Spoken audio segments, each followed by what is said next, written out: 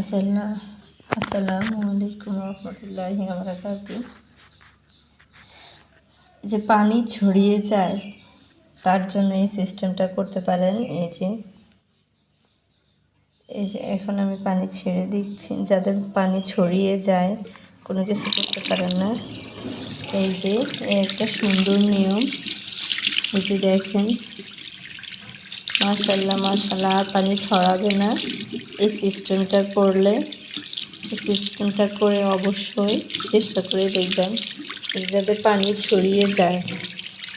এই যে পানি ছড়াবে না এভাবে করলে, দেখেন এই যে পানি সোজা পড়ছে। আর যদি এটা না দিলে কিন্তু এই যে আমি দেখাচ্ছি, পানি কিন্তু সুন্দর মতো পড়ে না, দেখেছেন?